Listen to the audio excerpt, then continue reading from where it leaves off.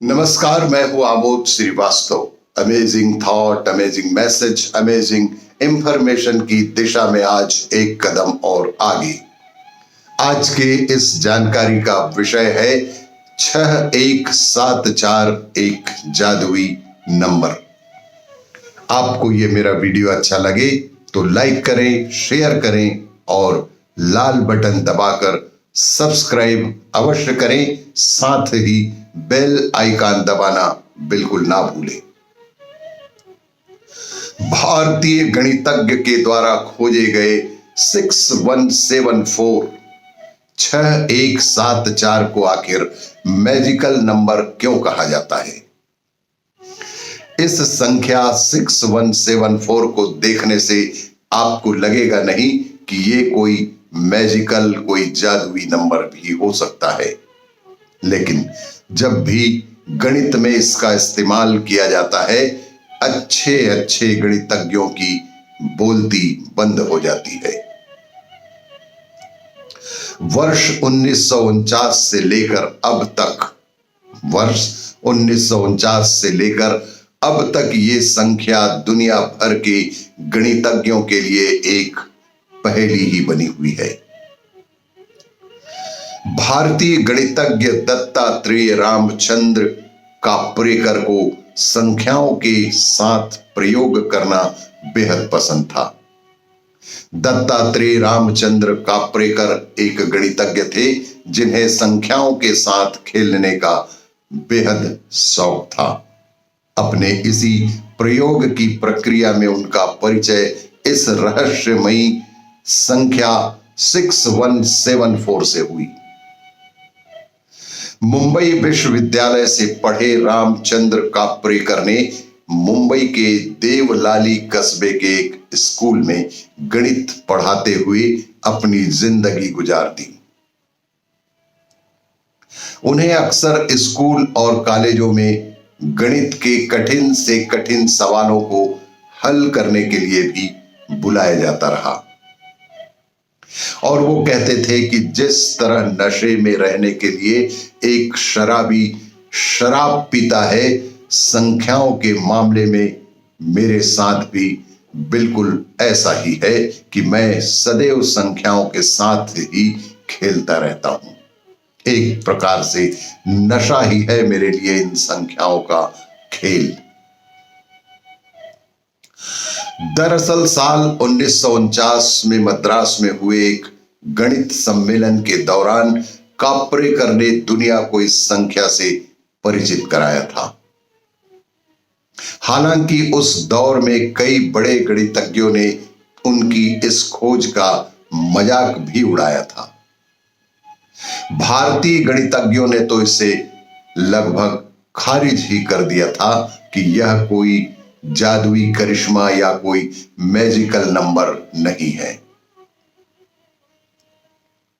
समय के काप्रेकर की इस खोज की चर्चा भारत में ही नहीं बल्कि विदेशों में भी होने लगी। सन 1970 के दशक तक अमेरिका के बेस्ट सेलिंग लेखक और गणित में रुचि रखने वाले मार्टिन गार्डर ने उनके बारे में एक लोकप्रिय साइंस मैगजीन साइंटिफिक अमेरिका में आर्टिकल भी लिखा था।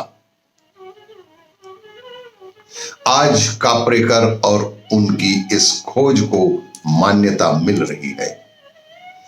दुनिया भर के गणितज्ञ इस पर और अधिक खोज और रिसर्च पर लगे हुए हैं। आखिर ये संख्या क्यों इतनी मैजिकल, इतनी जादुई है, इसे समझने के लिए आगे बताए जा रहे कुछ दिलचस्प तथ्यों पर ध्यान दीजिएगा।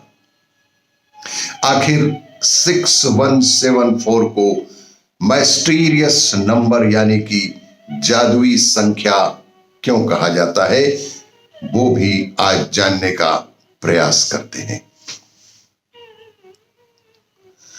उदाहरण के तौर पर आप अपने मन से 4 अंकों की कोई भी संख्या चुन लीजिए, लेकिन ध्यान रहे कि कोई भी अंक उस 4 अंकों में दोबारा ना आए।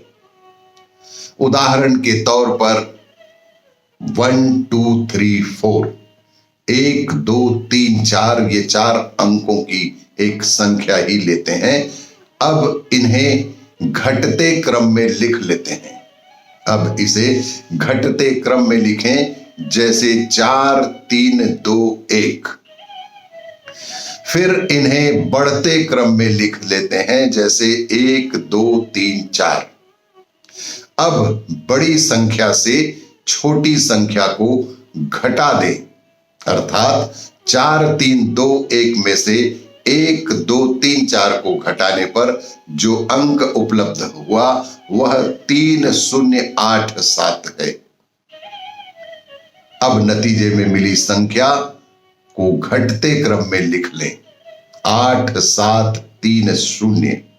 फिर नतीजे में मिली संख्या को बढ़ते क्रम में लिखें, कुछ इस तरह की 0378।